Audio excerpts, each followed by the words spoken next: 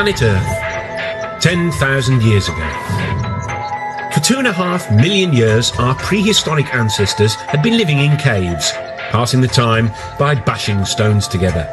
Then suddenly, everything changed, and people began to build huge monuments all over the planet.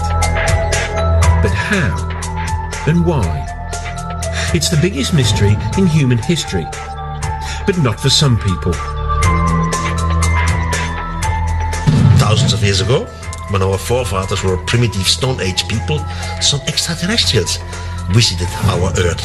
Extraterrestrial presence not only departed the wisdom to build the monuments, but possibly the technology to make it happen. It sounds bonkers. But could aliens have started civilization and built some of the most famous monuments on Earth?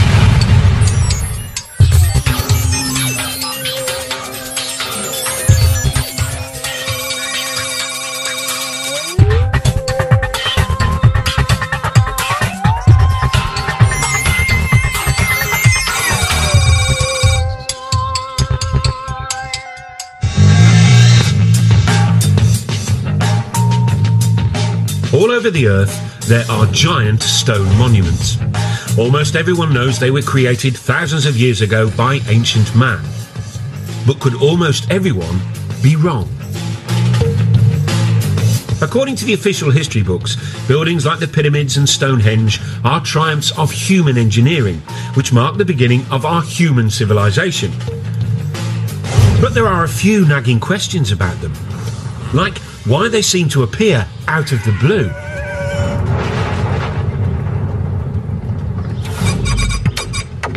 It's a mystery which has been troubling lots of people, including UFO gurus such as David Hatcher Childress.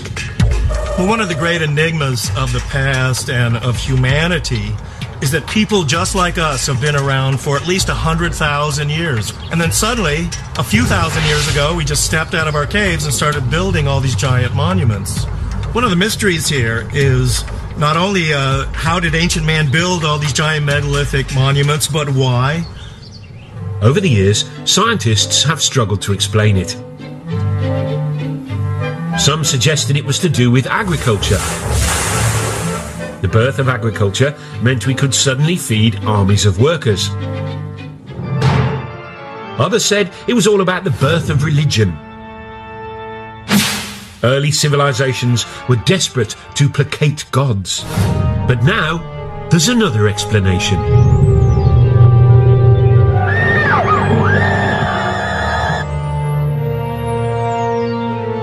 One group of people say that most of these monuments were built or designed in the distant past by aliens who visited our planet with their super advanced technology.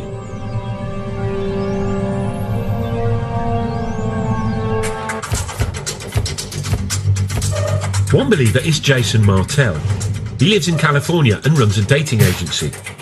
But in his spare time, he's been grappling with the biggest archaeological mystery of our time.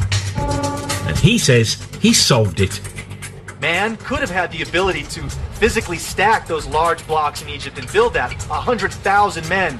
But the knowledge to do it had to come from somewhere else. There had to be some type of intervention, and that's why I look towards the ancient astronaut theory.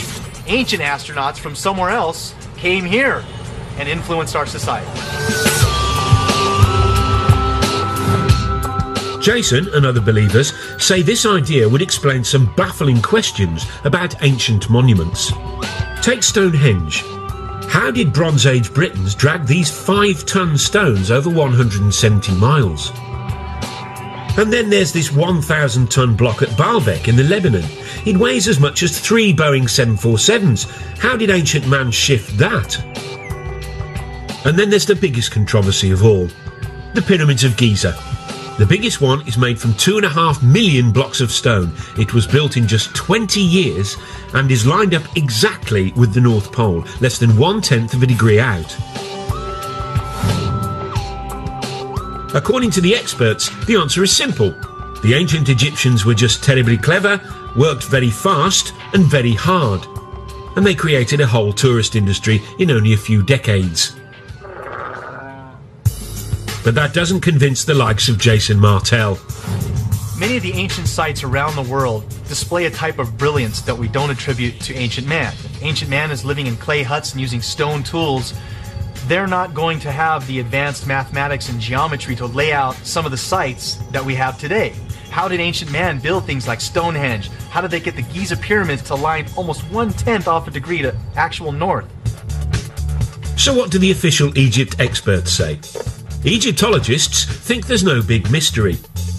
Archaeologists, they say, have dug up lots of evidence near the pyramids. The broad features are fairly clear. We've got the barracks where the workmen lived, we've got the tombs of the architects. Also, for some of the unfinished pyramids, we have got the ramps which were used to drag the blocks into place. So although the minutiae of the construction process isn't known, probably is unknowable, I think the big picture is perfectly clear. The problem for believers in ancient alien astronauts is that we can't ask the aliens themselves. Or can we?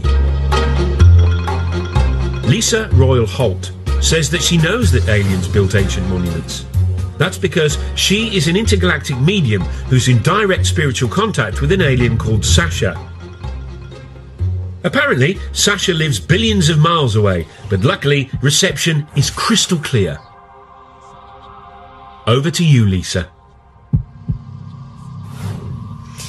Well, greetings to you. This is Sasha. It is a pleasure to be with you this day, and we are so excited that you have an interest in this subject matter. Our intentions for our interaction with Earth humans is absolutely, totally in peace, love, and joy. Thank you, Lisa. I mean, Sasha. That's very reassuring. But what about the pyramids? Who built them? In ancient days, my forefathers came to Earth.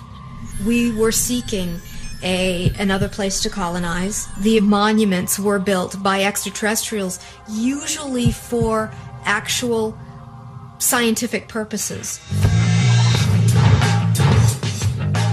Okay, we'll be back with the aliens soon, so we can hear firsthand about what experiments they got up to. But first, let's meet the godfather of the ancient alien astronaut theory, the man scientists and archaeologists love to hate. Traditional archaeology don't like mysteries. They have the answer for everything. They just declare something, and the rest of the world has to believe it.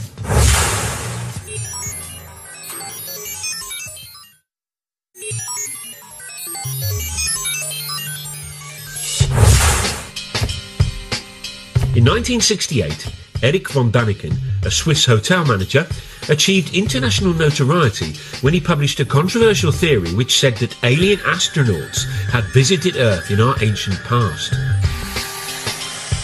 Now, it wasn't the first time it had been suggested extraterrestrial beings had come to Earth in prehistoric times. This, after all, had been a staple of science fiction fantasy for years. But Erich's idea had a rather crucial difference. He said it was true.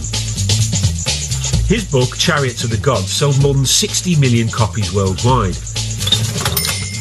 And he quickly became an international superstar. Erich seemed to give the world a brand new space-age version of human history. Thousands of years ago, when our forefathers were still Stone Age people, some extraterrestrials arrived. Von Däniken argued that those extraterrestrials helped build ancient monuments. His career as a solver of ancient mysteries began, he says, in the 1960s. While other people were taking drugs and generally rebelling, Erich was pondering ancient buildings, and one in particular, the Great Pyramid of Egypt. Built as a tomb for the pharaoh Cheops, it's made of 2.5 million stone blocks. Some of the biggest weigh up to 80 tons and were transported from quarries hundreds and hundreds of miles away. And that was 1,000 years before the invention of the wheel. To Erich von Däniken, that posed a huge question.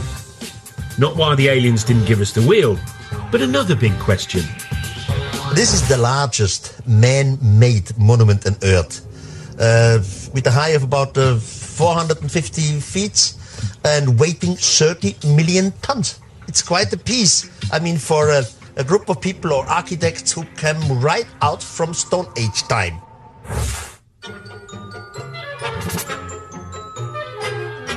Von Daniken's theories make academic Egyptologists ever so slightly irritated. Von Daniken doesn't seem to like human beings very much. He does them down, claims that people are just out of the Stone Age. Well, the Stone Age actually ended some centuries before the pyramids were built, for starters. As far as I'm concerned, Erich von Daniken is a one-man self-publicity machine. I wouldn't characterise what he does in anything like scientific work. But no matter what the experts say, Erich has stuck to his guns. I was never afraid to be ridiculed. I was never afraid that others have a complete different opinion to me. It's wonderful. It's their freedom.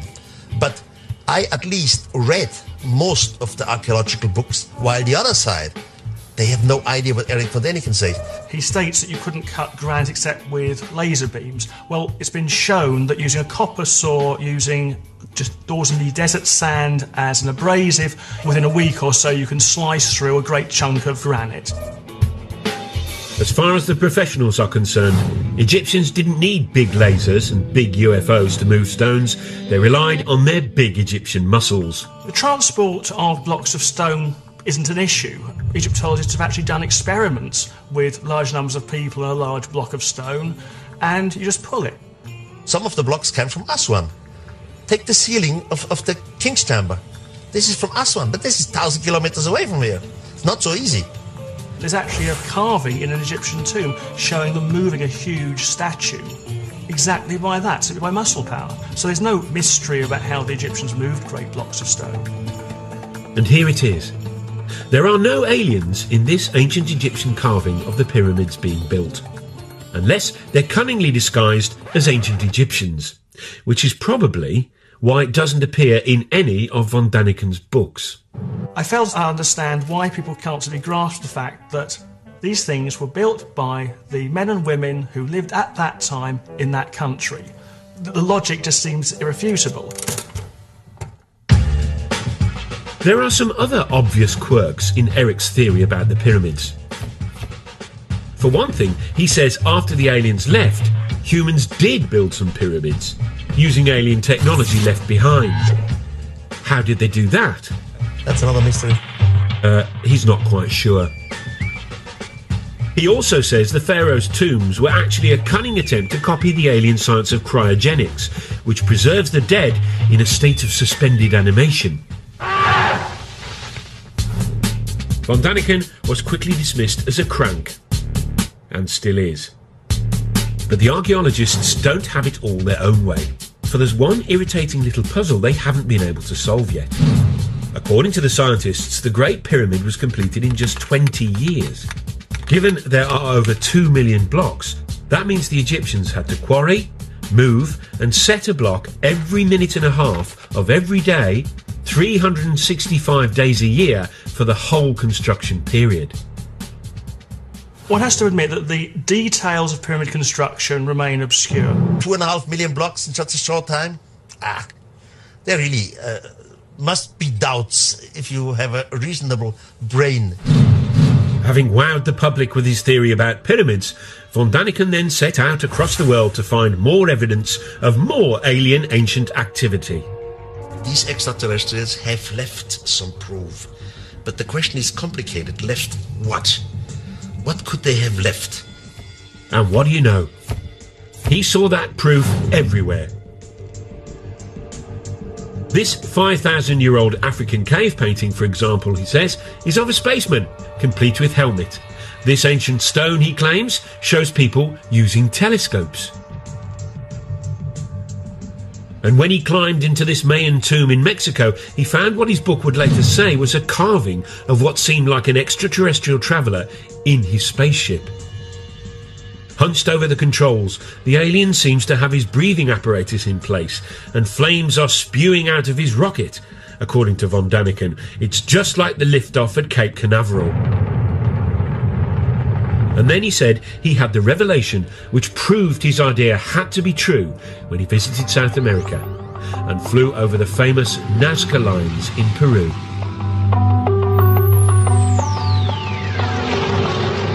These ancient patterns, drawn into the desert, stretch for miles. Some are weird shapes. But mysteriously, those weird shapes can only really be seen from the sky. I had my first flight over Nazca, and it was very, very impressive because you can see it only from the air. Then you fly higher, then you see something who looks like airstrips. You think, this is fascinating, this is incredible, this is not normal for the natives. And then the question comes, why have they done it, and why exactly here? Archaeologists say these lines are irrigation channels or religious symbols, but von Daniken says he has a much more convincing explanation involving, yes, you guessed it, aliens. We had a mother spaceship around the Earth. From the mother spaceship, smaller vehicle came down, and they were looking for some kind of mineral and whatever. And they make their discoveries and disappeared again. The first lines, he said, were left by accident by the aliens who left marks when they landed and took off in their UFOs. The natives came and see the line of landing because sand and little stones are blown away. And now the natives start to make lines like they have seen created by some mysterious god. Eric believes that the Nazca were so impressed by the visiting aliens, they thought they were gods and set out to copy the lines themselves. He says it was an effect similar to that modern Westerners had on Stone Age tribes in the 20th century. New Guinea tribespeople thought the first Westerners they saw were gods who had come down from the heavens in silver birds. They worshipped them long after they'd gone and even built model planes and airfields hoping to lure the silver birds back. But it didn't work for the poor old Peruvians though. The aliens never returned. And instead, they got the Spanish.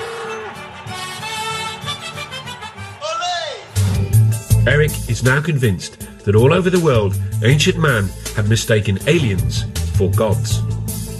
This realisation has had a dramatic effect on him. He was a devout Catholic, but isn't anymore. How did it change my life? First of all, it changed my religion. Now I'm praying to some thing which I cannot understand, which I know it exists. As soon as you start to understand it in a cosmical way, it changes your point of view concerning religion and concerning having right. I cannot live anymore with cults and psychology. Eric von Daniken has a brand new explanation for the whole of human development. Creatures from outer space, he says, not only built and designed most ancient monuments, they inspired all the great religions too. This is heady stuff, but there are two small problems. Not a single expert agrees, and none of his evidence stacks up. Take the so-called alien astronaut in his rocket ship from the Mayan tomb. What von Daniken says are controls and flames are in fact well-known Mayan symbols, like this. It's not part of a rocket, but the face of the Mayan earth god. And these South American stones with supposedly ancient carvings of primitive people gazing at the stars through telescopes, they were exposed by a BBC documentary as fakes, all made by this clever farmer. But that hasn't stopped Eric's runaway success. His 29 books have sold 63 million copies and been translated into 32 languages. Brian Appleyard is a leading British author who's written on the public's fascination with UFOs. He thinks von Daniken's success is down to people's growing distrust of experts, which leads to a taste for conspiracy theories. Now, people by the 60s and 70s, and because of the Cold War, people were paranoid, convinced that governments were lying to them, convinced that something was concealed, and convinced that the world was not as we were told it was. So people were ripe for a story. They were ready to hear a story about extraordinary things. The von Daniken phenomenon seems unstoppable. He makes so much money from his books, he recently opened his very own theme park, which celebrates his unorthodox beliefs. Complete with reconstructions of some of the ancient monuments. You see great things like the desert of Nazca in Peru, like Stonehenge. It's a laser show, by the way. In a breathtaking laser show, the visitor experiences the spectacular sight of Stonehenge.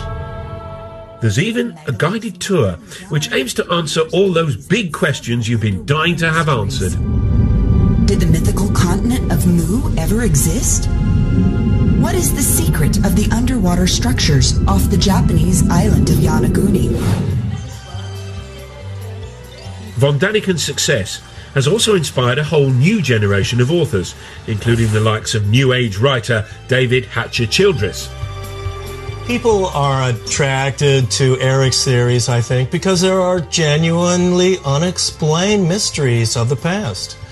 And we really don't have all of the answers to why mankind, supposedly a primitive mankind, would go through the tremendous effort to build many of these giant monuments. Eric von Daniken's definitely been one of the pivotal people that I've looked to grab onto the coattails of his information and really start to look at this information in a new light.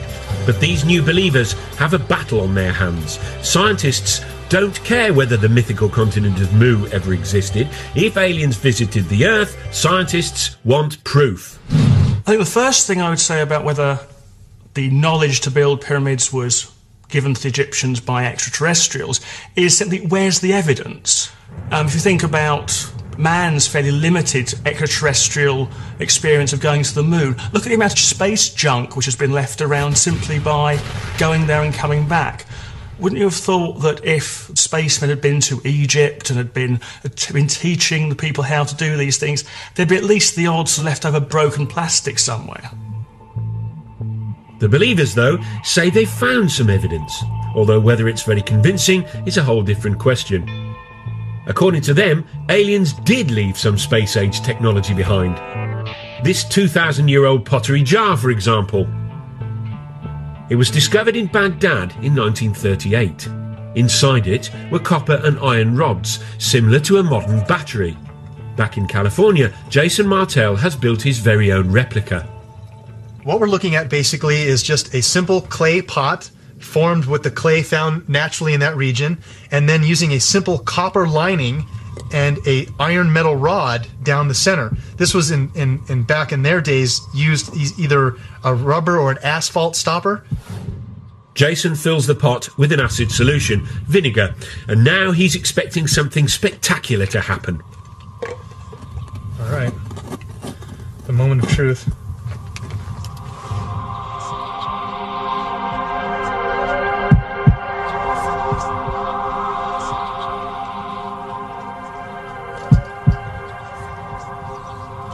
Getting some little numbers here. See that spike? It's going off the chart here now. Look, there we go. See that? Generating 4 volts right there.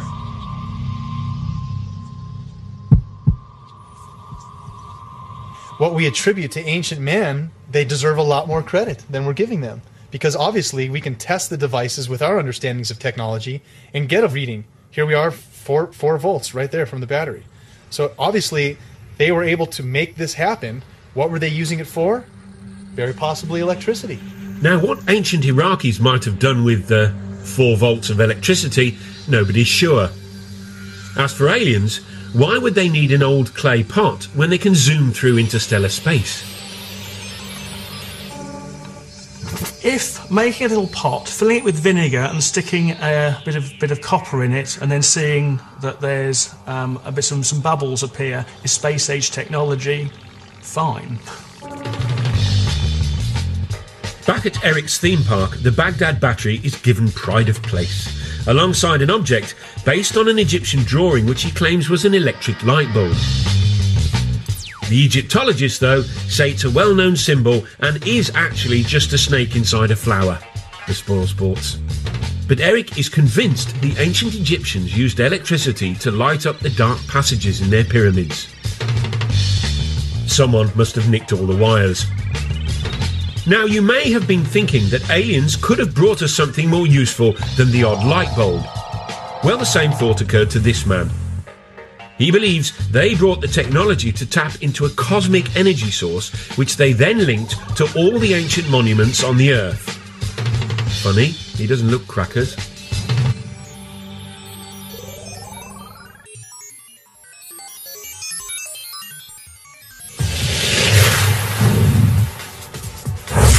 One of the things that makes human beings sort of special is that we live in big sophisticated societies full of big complex buildings. It's called civilization. Which is why so many people positively hate the idea that the whole thing might have been kick-started by aliens. At the heart of the theory is the suggestion that extraterrestrials built the very first big buildings of all back in the ancient past. Which is all very well and good, but the believers have had a hard time explaining why the aliens did all this. Were they just trying to show off? Not according to this man. Here he is, hiding in Stonehenge.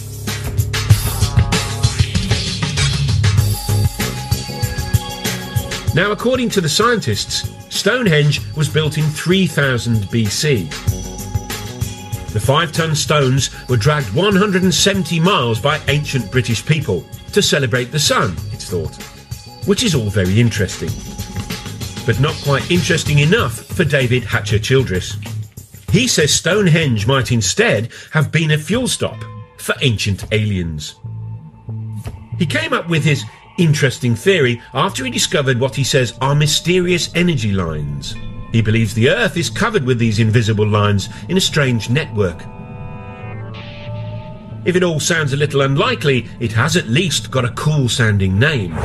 The World Energy Grid. The world grid is an intelligent geometric pattern of the Earth and its energies. A wave of the sunlight hits the Earth and wraps the Earth like a ball of string of energy, creating this energy grid. As you might have guessed, no scientist believes in this grid or the energy that it apparently contains. But according to Hatcher-Childress, that's just because they're too sceptical for their own good. The aliens, though, knew about the energy grid and tapped into it. How? By building ancient monuments on key intersections of the grid, obviously. By placing megalithic monuments along this grid, UFOs can then take energy off of this energy grid, and by going to certain power points like Stonehenge, the craft can hover over these energy spots and draw energy from those spots to help replenish the craft. Now, why these giant fuel stops are all built out of big lumps of stone, Childress doesn't say. But maybe we could tap into this energy nowadays. Of course we can't. Over to you, David, to explain exactly why not. I know many people must have difficulty in imagining this energy grid around the planet, but it's a lot like this racetrack. Here on this racetrack, we have a geometric formation. It's all interconnected. We have the cars running along this energy grid. But if any part of this racetrack is disconnected or broken, the cars won't have the energy anymore and they won't be able to run along the track. So unfortunately, because the ancient monuments like Stonehenge are nothing more than ruins, the world energy grid has broken down. So no free energy for us.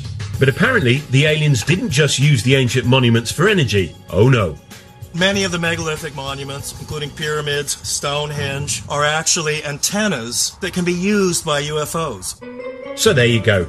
Stonehenge wasn't just a place where druids hung out, it may have been used by ancient aliens to phone home. Or maybe not. Oh sure, they're from another planet. But talking of phoning home, where might these ancient aliens have actually come from? There is one man who should know. He's Seth Shostak.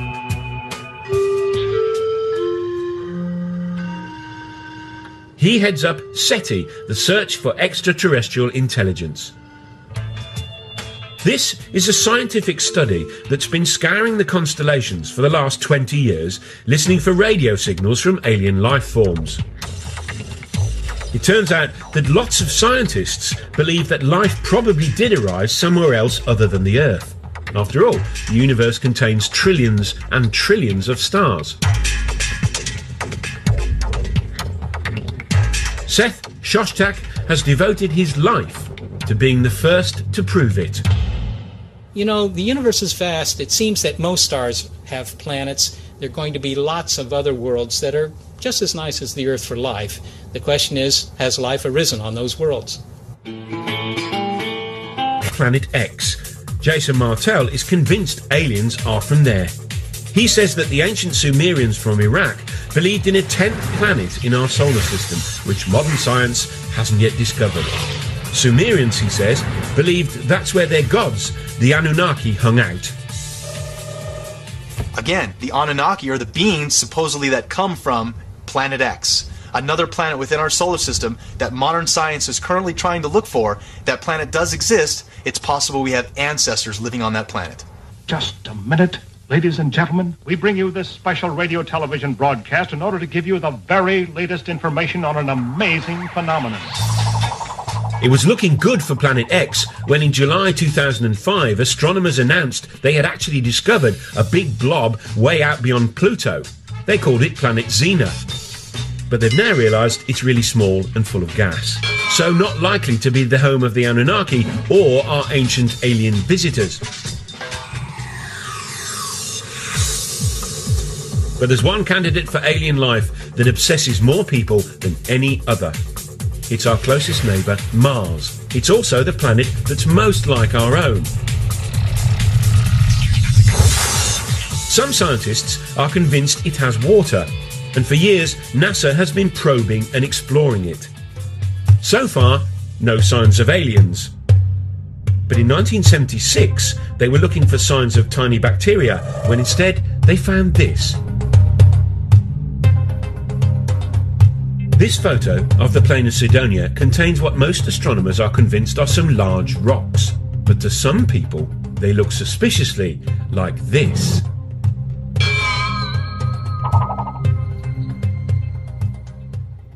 Here's one guy who thinks that's exactly what they are. Tom Van Flandern is a renegade astronomer who has his own theory about Mars and junk. You see, according to Flandern, Mars is really the moon of a planet where extraterrestrial humans first evolved, but had to leave in a bit of a hurry when it exploded. Left behind was all sorts of junk, including pyramids. The most interesting speculation about the origin of the artifacts on Mars is that the original human race was on the parent world that has since exploded. They built things on their moon, Mars, but before the end of their civilization, which they saw coming, they transferred their species to the most nearly habitable planet, which would have been Earth. We'd sure like to get higher resolution images of this and other pyramid-shaped objects on Mars and see if they are truly pyramids. But are these really pictures of Martian pyramids, you ask? Tobias Owen was a NASA scientist on the mission that took the photographs. He's what you might call unconvinced. My job there was to examine pictures as they were coming in of the surface of Mars in regions that we thought would be safe for the spacecraft to land. There was a small group of people who felt that this was an example of an alien construction, that there was life on Mars, or there had been life on Mars. NASA promptly issued a denial, which for believers was obviously proof of a monumental cover-up. You know, the interesting thing about NASA's track record, NASA, National Aeronautic Space Association, could also stand for Never a Straight Answer. In its inception in 1959 or so, NASA consulted a big think tank called the Brookings Institute, which advised NASA, if you ever find extraterrestrials, these things need to be handled cautiously. For one, society in general and religious institutions aren't quite ready to accept an extraterrestrial presence. Pyramids on Mars were spooky enough, but then things got really out of hand when NASA released another batch of photographs from the plain of Cydonia. And near the pyramid shapes was something else. A rocky outcrop that some people felt had an eerie resemblance to something familiar. Something that ancient astronaut believers have long connected with aliens. Yep, that other famous tourist site in Egypt, Very interestingly enough, NASA first took an image of the face on Mars, and they labeled it head. And this photograph was quickly dismissed by NASA as a trick of light and shadow. It's not really a face on Mars, it's just a lighting angle difference. Wrong answer. Here we have a face in pyramids on Mars, a sphinx in pyramids in Egypt. There has to be a connection, a Mars-Earth connection. To the scientist, though, it was just a natural feature. This is the kind of thing that we see on the Earth in various places. There's a famous one in New Hampshire in the United States called the Old Man in the Mountain. And there's a tendency among us humans to try to see images of ourselves in nature. And here was a perfect example, but happened to be on Mars. The common sense explanation is simple. Human beings are just hardwired to recognize faces, even when faces aren't there. Over to a psychologist to explain. Faces are very important to humans from infancy. They're so important that we perceive faces even in a stimulus that is not a face. For example, this plate of eggs in front of me looks very much like a face. We can see eyebrows, two eyes, a nose, and a mouth very readily. Well, when I look at the first image that was taken of the structures on Mars, I see it very, very clearly as a face. Here's an eye, here's the bottom part of a nose, here's the outline of a face. This is a low-resolution image, and I'm quite convinced by that interpretation. However, when I look at the more recent image, which is a much more high-resolution image, I'm very hard-pressed to see that as a face. Now, could I see it as a face? I could.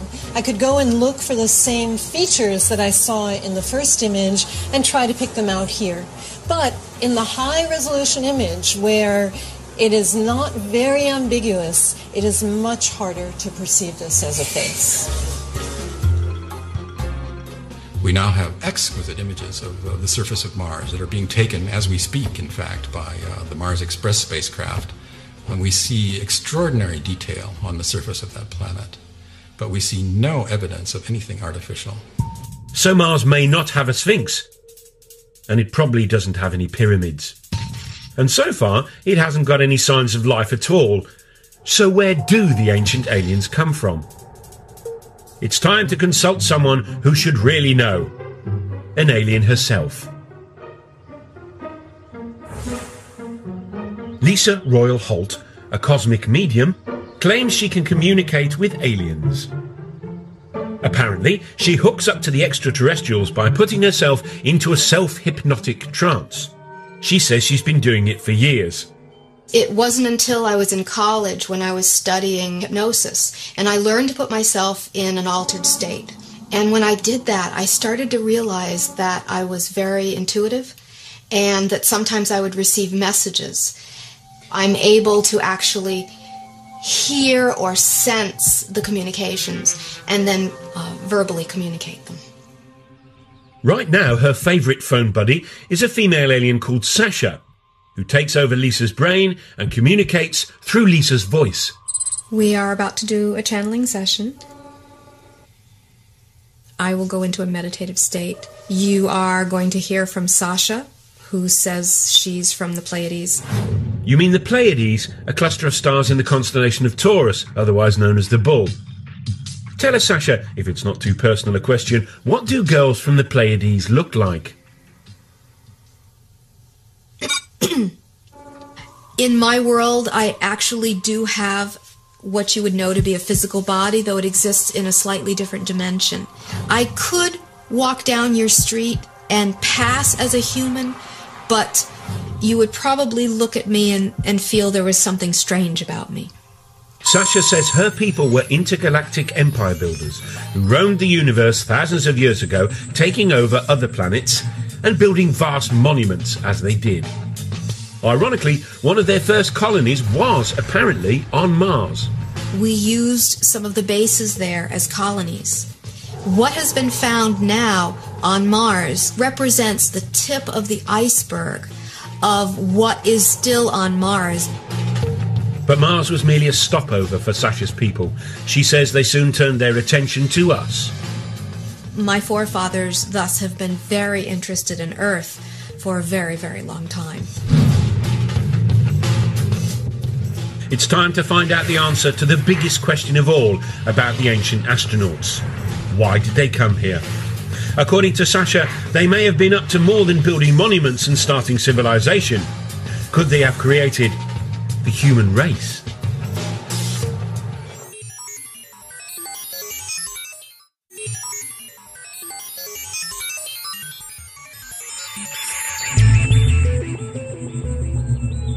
If alien astronauts really did visit us thousands of years ago, and that's rather a big if, then the obvious question is why?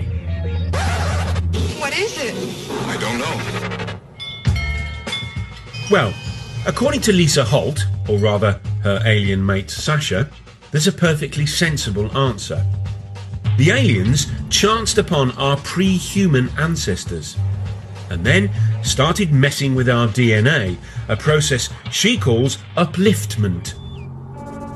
My sources have said that the extraterrestrial genetic projects on Earth have been going on for thousands of years. If your pre-humans were not uplifted by extraterrestrial genetics, your evolution as human beings would not have progressed as far as it has. You would still be in the evolutionary phase if it was not for the little bit of upliftment that was done. Lisa and Sasha are not the only people to believe this theory. They came here 300,000 years ago, created a primitive worker based off the Neanderthal man that was here evolving naturally, and created us. So an extraterrestrial crew comes here. They take one cell.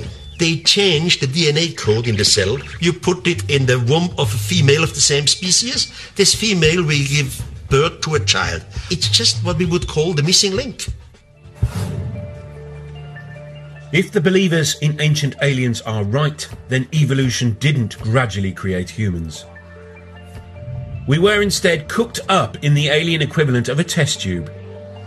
Spooky stuff. To me, that explains so much. And it also explains psychologically a sense of abandonment that the human race seems to feel. That these beings helped in our creation, but then never allowed us to remember who our parents were.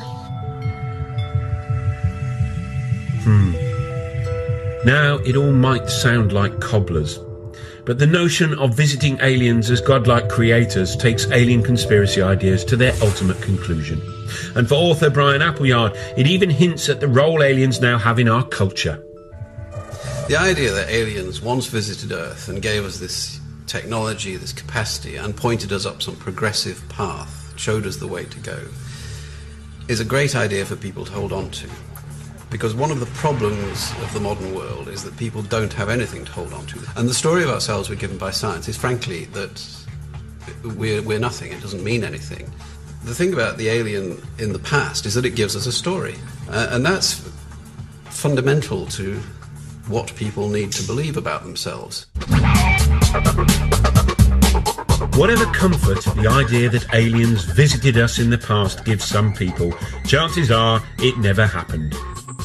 But hey, if it did, then maybe, just maybe, the greatest monument they left behind wasn't a giant feat of engineering, like the pyramids, but a brilliant little piece of genetic engineering called us.